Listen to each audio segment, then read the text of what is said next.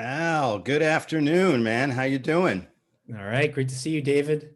Welcome everybody to the third episode of EDU Live. Great to have you all here.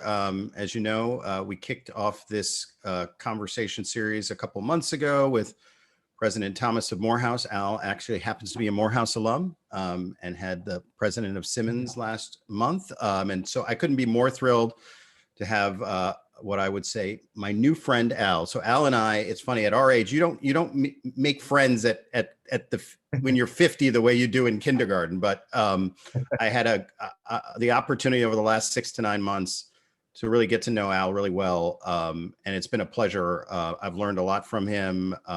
He's an inspiration, and I think after today's conversation, you'll know why I feel so fortunate to be able to have this conversation with him, especially at this moment. And for those of you who've listened in the last couple of months, you know that I like to start these conversations with a little bit of background on the guests, like where they're from, kind of what influenced them. So that's where we're going to start. And then I think the other thing we're going to do today is there's so much happening in this moment related to issues of diversity, equity, and inclusion. So we're going to take this opportunity, I guess, to go to class a bit with Professor Tillery, and I'm going to ask him a bunch of questions about like how he thinks about some of these big issues that we're grappling with today as a society. So let's start with the personal.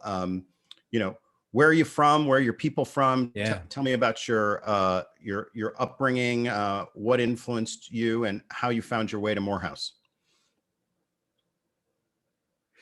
Yeah, man. Thanks, David. And, I feel the same way about you. I'm so happy about our friendship and happy to be partnering with 2U. The whole 2U team, you, Chip, Simon, everyone's just been fantastic. So thanks for giving me this opportunity to further engage with you. So where are my people from? That's the classic Black cultural reference. And so, I'm like you and I'm a grandchild of that Great Migration, right? So my mom's side, deep South Georgia, Jefferson Davis County, or Jeff Davis. They knew him too well to call him Jefferson, right? Jeff Davis County. And then on the other side of my mom's family, Madison County, they were chased out by the Klan in the early 1900s and landed in New Jersey. And then my dad's side goes back to Tidewater area, Virginia for many years, right? So both my parents grew up in that Jim Crow experience, and I'm of that generation that benefited from the civil rights movement and started integrating everything in the 70s, right, late 60s and 70s. And so, my origin story is I do this work around DE&I because when I was 9 years old in 1979, I integrated my bus stop. And some older white kids who were riding the bus with us to the high school, they hung me in a tree. I was sort of, felt myself losing consciousness. And, the bus driver fortunately was on time that day. So he showed up, and I still remember the look in his eyes when he saw me up there, and he got his knife out and cut me down.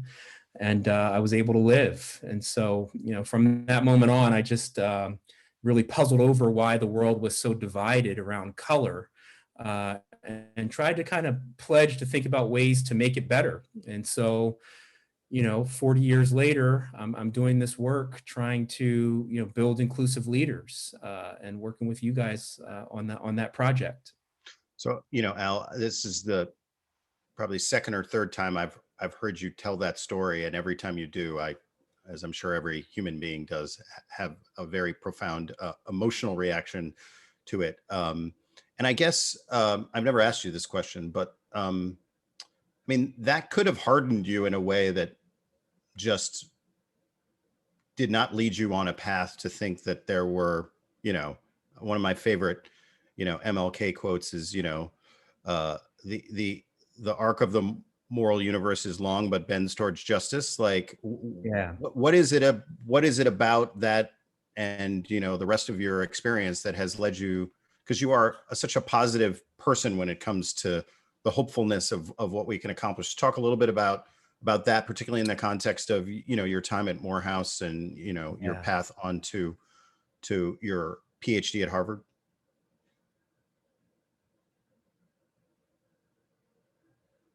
Oh, Al, we lost you.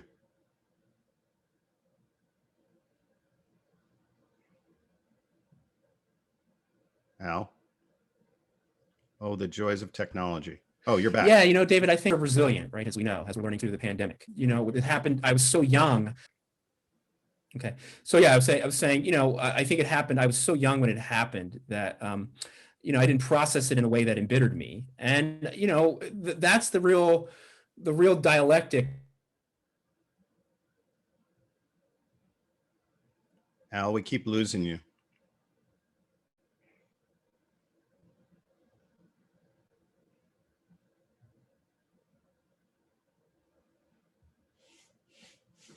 At the moment, he's making very profound. Sort of We keep integrating losing you, spaces Al, is by the way. that there were a lot of people that didn't want me in that space.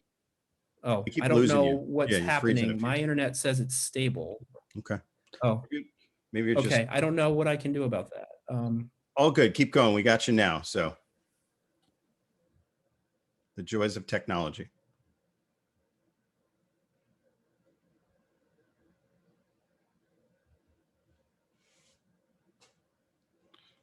So we will give Al a minute and see if he comes back. Okay, yeah. So the world is complex and it's good and bad people. And I was fortunate. David, can you hear me? We can hear you, but we couldn't see you for a minute. Now we can, I think, see and hear you. Yeah. Okay. All right.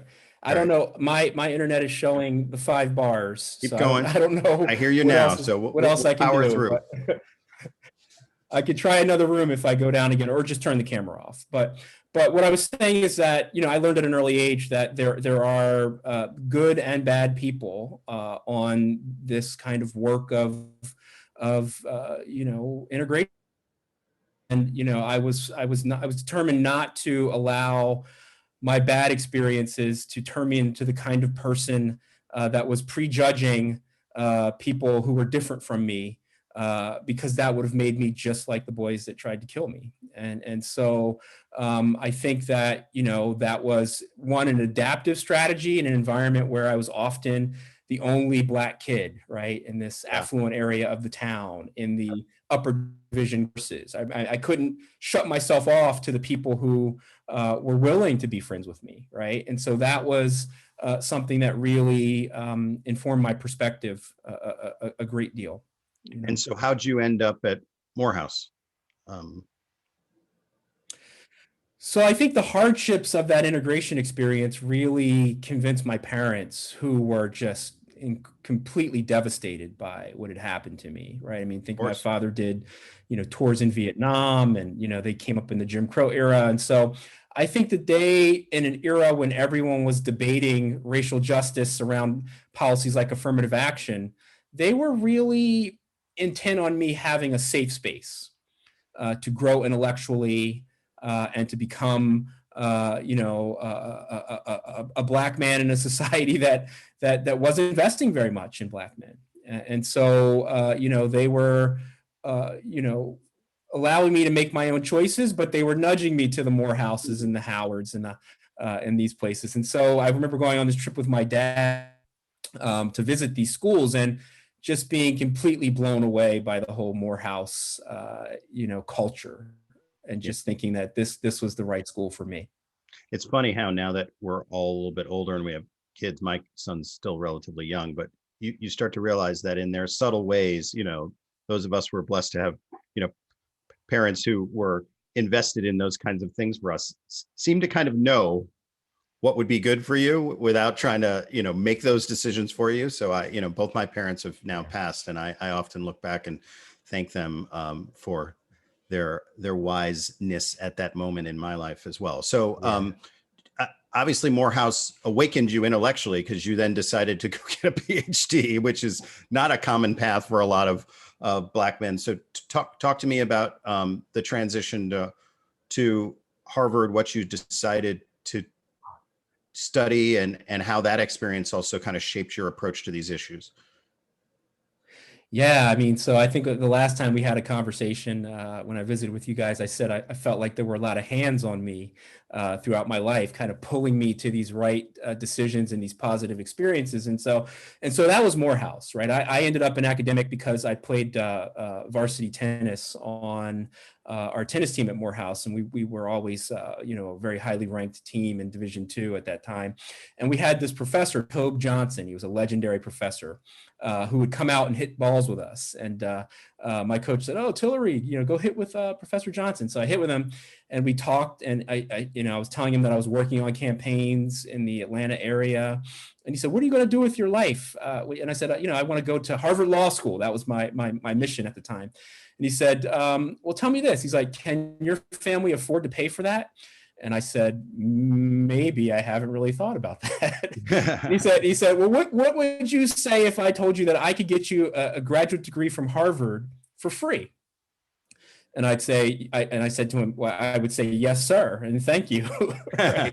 And he said, "Well, come to my office on Monday." That was a Friday. And I went by and I became his kind of research assistant, and he mentored me. Right. And then, I started doing really well in the classes, and it was like every professor, Dr. Grant in sociology, Dr. Jackson in English, it became like their mission to get like 20 of us, 25 of us into these elite Ivy League schools. And that's how I ended up at Harvard. It's because of their love and care and efforts and their demanding of our Black excellence at Morehouse. And how did that? And Harvard was a huge culture shock. Yeah, and then how did that molding and sense of empowerment and excellence help you navigate your way through Harvard, which obviously must have been a very different environment than Morehouse? It's a huge culture shock, David. And that's where I really committed to becoming a sort of an expert on these issues and teaching younger generations about how we can come together. My first week at Harvard, a very famous a professor there, whom I won't name because we did have a kind of rapprochement at the end of his life. He said to me, I was in his class on democracy, and he opened the class by saying, "Oh, I've just gotten back from Ethiopia, where I was hoping to do, help them draft a new constitution." And he says, "I have hope for the Ethiopians because, they're not really Black Africans." And he said, "Black Africans have never contributed anything to democracy anywhere." And I raised my hand and I said, "Professor, you do know that Ethiopia, it means land of the burned skins, that the Greeks referred to the entire continent as Ethiopia." And I said, "Have you heard of a person named Martin Luther King Jr.?" And he got very flustered and said, "Well, I don't know anything about that, but what I do know, Tillery, is that you're wasting our time and you should drop out because, your seat could go to a more qualified white student." And I thought, welcome to Harvard, right?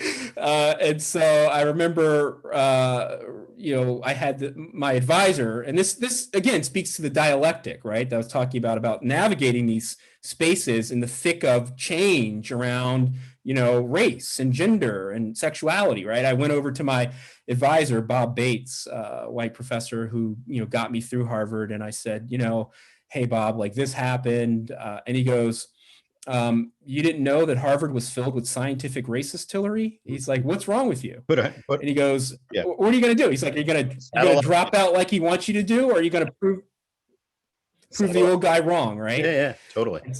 So let's I said, go on. And so I said, "Oh, go ahead." No, you go on. No, so I said, I said, that's the challenge I'm going to take up is proving guys like this scientific racist wrong. Gotcha. So, well, you've been doing a damn good job of that.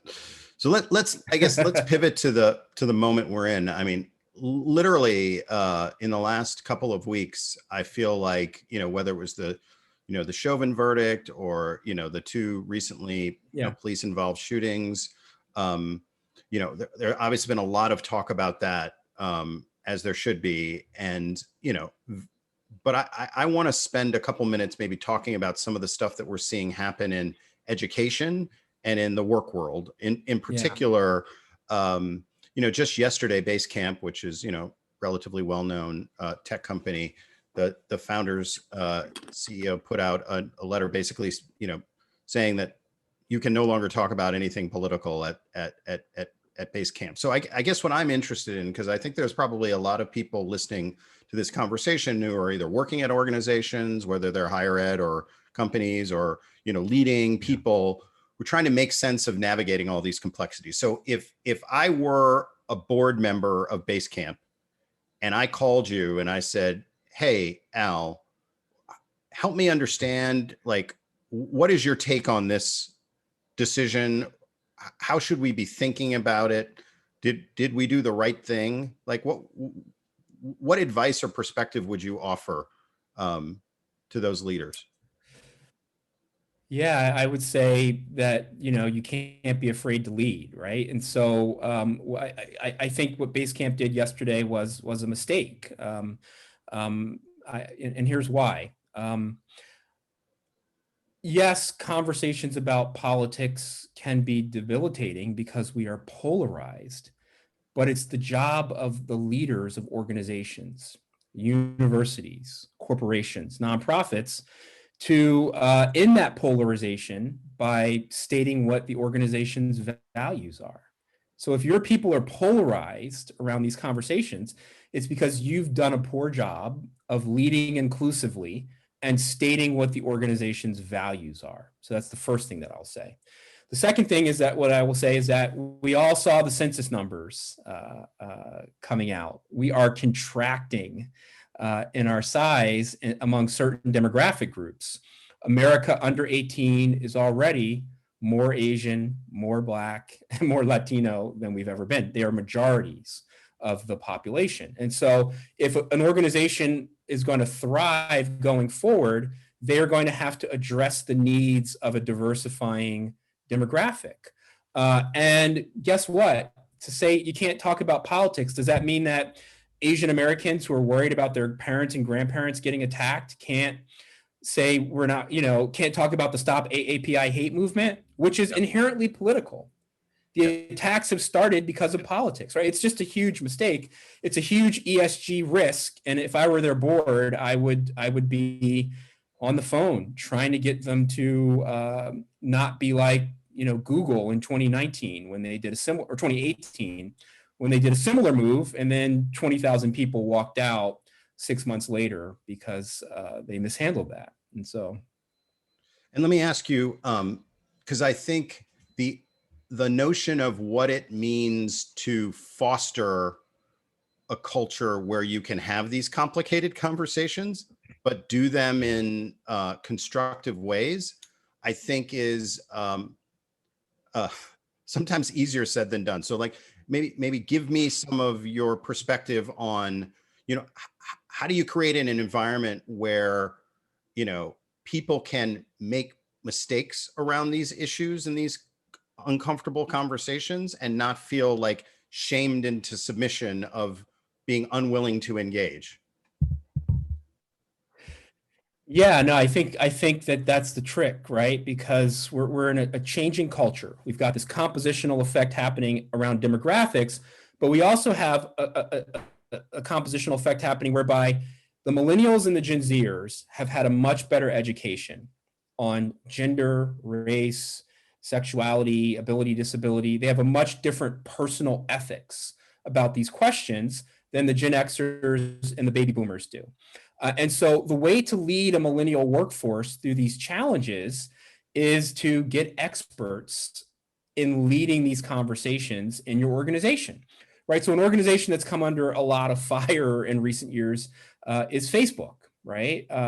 For not doing enough. Well, they've recently put in place someone who is focusing on social justice and trying to guide the organization through these conversations. That's what you're going to need if you're going to keep the millennial and Gen Z workers happy. What we know from our social science data is that millennials and Gen Zers are willing to punch out of organizations that pay them a lot of money to go work for an organization that pays them less, that is more aligned with their values. And I see that every day in my consulting work. And so, you know, the trick is for these great founders who maybe have industry specific knowledge to not try to lead these conversations, to create a team to lead them. And it's really not that hard to do. At the same time, I do think that millennials and Gen Zers are somewhat performative around these identity questions because we've given them nothing but tools to be performative. We've given them these phones whereby they can, like or dislike everything, right? And so they are going to engage in aggressive kind of, statements of approval and disapproval. And we can sort of mold that in the organization in a way by setting up value statements that say, this is how we're going to talk about things. We're not going to shame people aggressively. We're going to know that if there are errors, they are not done maliciously most of the time. And we're going to provide people with the knowledge to correct errors, right? And so if you do that, you don't need to do what Basecamp did because you're going to be having healthy conversations.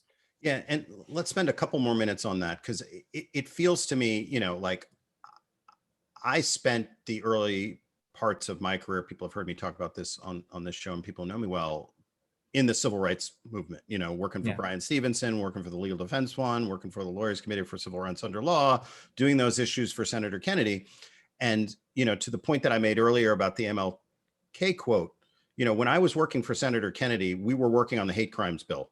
Yep. And there was a huge debate within the LGBTQ community at that point, which did not include the plus, about whether the transgender community should even be included in the bill, right?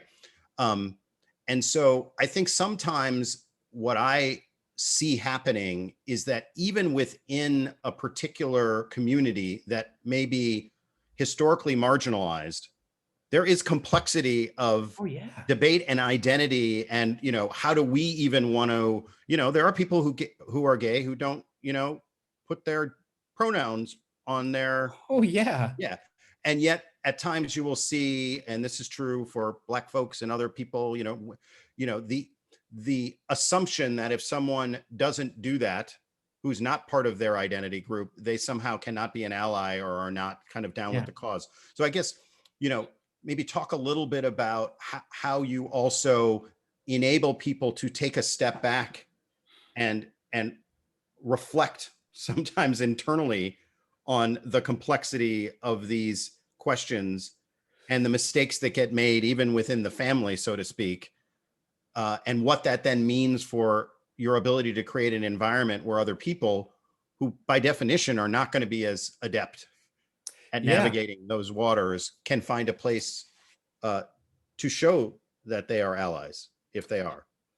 Yeah, I mean, I think not everyone's going to be an ally also, David, as you know. I mean, totally. There are people of color who are fundamentally committed to white supremacy as an operating model in our lives, right? Who are comfortable with a white president or a male president and not so like we've got to deal with that as well. But that's why the value propositions have to be negotiated and laid out by the leadership team.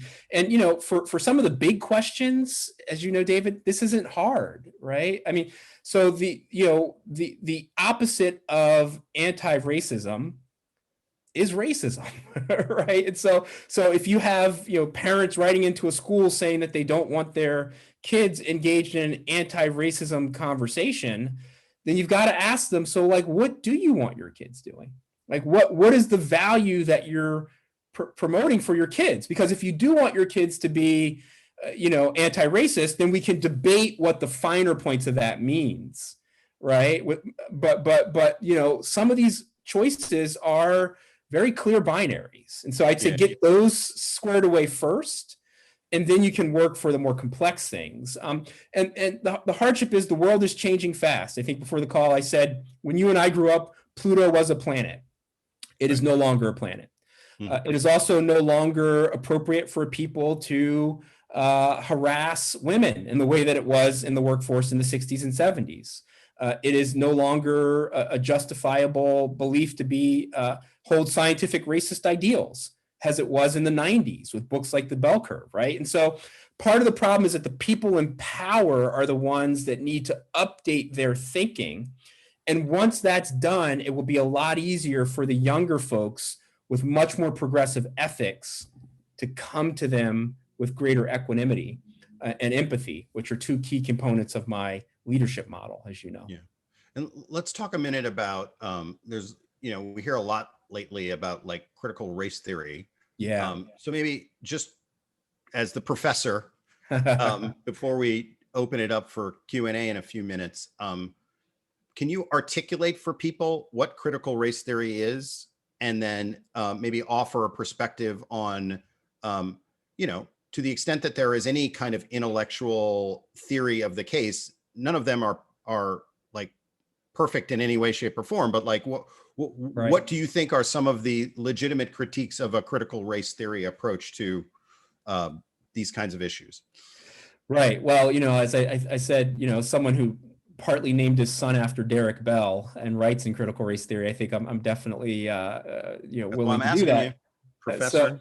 So the key tenets of critical race theory, it's so interesting that the kind of Fox News crowd have set their hair on fire about critical race theory, because Derek was actually very much about using the documents of American history to reflect the reality of our experience, right? And so critical race theory's main tenets are: there is no scientific conception of race. Racial categories are constructed. You have to account for that when you're thinking about public policy and changing the world.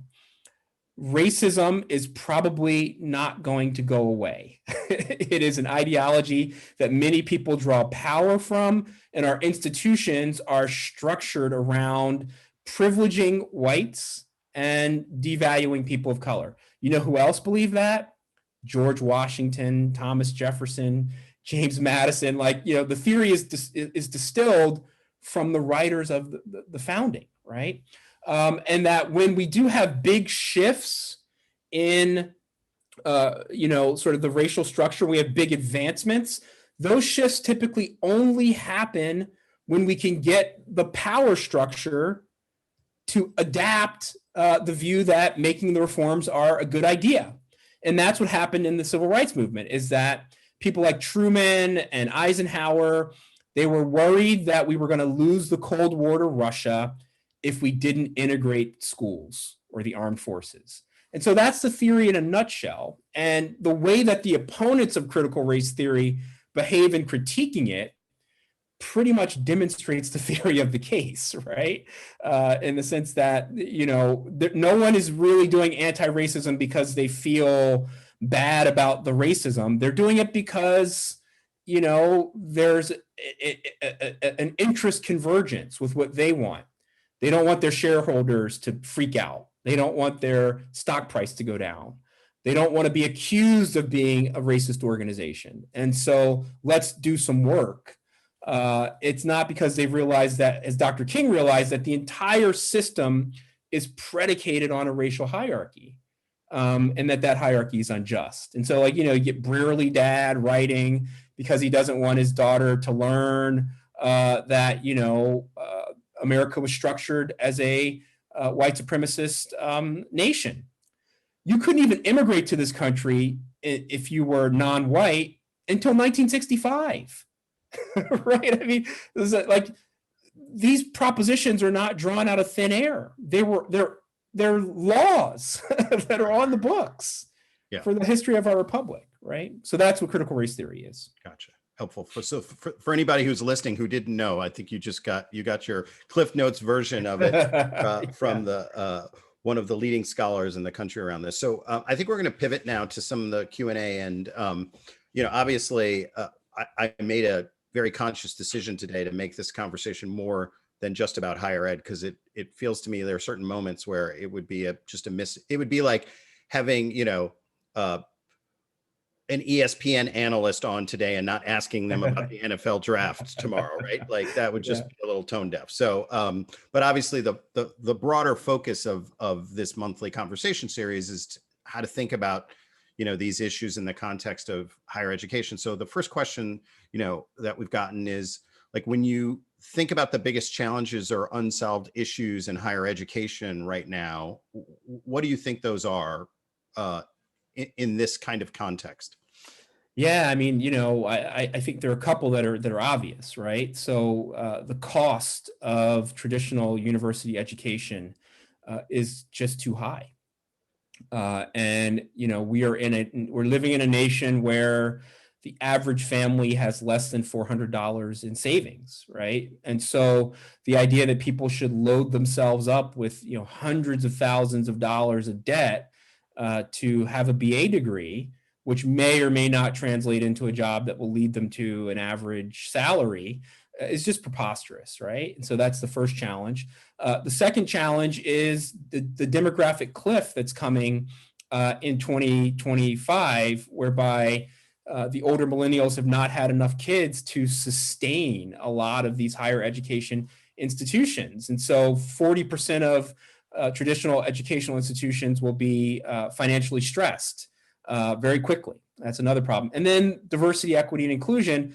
Does an all white or mostly white, mostly male faculty make sense in a nation where the modal college student is Latino or the child of an African or Asian immigrant? Probably not, right? And so that's where 2U has kind of tremendous opportunity to kind of fill the voids of the traditional education environment and really sort of help bridge some of these gaps around the inequality. And so that's why I'm so thrilled to be partnering with you guys. Well, I appreciate that. And it's also, I think, speaks to, the value proposition of, the degree completion offering at Morehouse that, we talked about with President Thomas, Absolutely. because it's kind of bullseye on that. The next question, I guess, is, in this kind of work, people often want to know, well, who's doing it well? And like, what are some, successful actors? I often say to people internally when we talk about these things that there are certain companies that have gotten certain dimensions of it right, Yeah. in my view, but nobody's gotten it all right, in part because it is exceedingly complicated. Yeah. But interested just in your perspective, if there are, examples or companies or organizations, even institutions of higher education that you feel like have made, noteworthy progress. Yeah, I think that you're right. There's a lot of success, there's a lot of failure, and it's uneven. And let me just cite some real great success stories. So I think Intel is a case that we should all be studying. Intel, took this pledge to get their workforce to parity by 2021. And I think they did it like a year or two earlier by investing in, relationships with minority serving institutions. And then they did something called the Intel Pledge, right? Or where they said that any law firm that wants to represent them is going to have to, have, women and minority partners sort of represented in the firm. And so that's touched off a whole movement, right? And sort of the legal environment. Another company that is doing it well, Starbucks. I mean, I think Starbucks, after what happened in Philadelphia, they were already doing a lot of good in this space, but after what happened in Philadelphia, I think Roz Brewer, when she was there and the CEO, they really responded by, doing things like tying managerial bonuses to inclusion efforts. That's a really big sort of incentive. And then I think Bank of America with their CSR efforts has just been an amazing story to watch. PricewaterhouseCoopers on gender, they've been fantastic. So. Gotcha. And what about higher ed? I mean, like, are there any institutions or individual leaders of institutions that you look at and say, I often think that, being the president of a college is one of the more complicated jobs out there. Job. And, is there anyone you look at who you feel like, is leading in this space in terms of how they talk about and navigate these complexities? I think Freeman Hrabowski at University of Maryland, Baltimore has been fantastic. I thought I think that there are incremental reforms, places that are eliminating the SAT requirement, I think are making really positive gains, right? Like we have this kind of really curious view in our society that racial inequality is a result of schooling when we live in a country where only like 26 or 27% of the population have, advanced degrees, right? So like the racial inequality is a result of earlier transfers of wealth to whites that weren't transferred to communities of color, and not, schooling, right? And so, but that being said, schooling has been an elevator for many marginalized people. And so, those schools that have seen the SAT rightfully for what it is, which is just a way to recycle privilege to people who are already wealthy, living in good neighborhoods with good schools, and have the ability to take expensive prep courses. That's the social science consensus on these tests, right? So that they're doing good work, right? Like places like Bowdoin College that have gone SAT optional. And beyond test optional, are there other kind of trends you see happening in higher ed where you feel like, okay, that's an example of maybe a broader recognition, structural recognition of some of the issues that the academy has historically faced?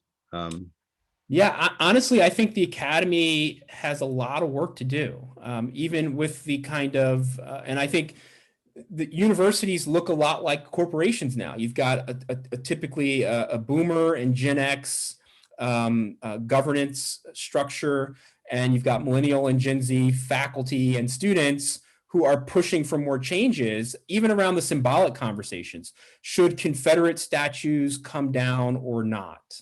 Should Black students and their allies be allowed to kneel as student athletes to protest police brutality or not, right? I don't see a lot of big winners in these. I think they're lurching around looking for solutions just like every other org, and then they're having limited success in some areas, right? So, Northwestern, we've got a leader who's done a great job at getting low income and minority students through the door through admissions. He deserves a lot of credit for that.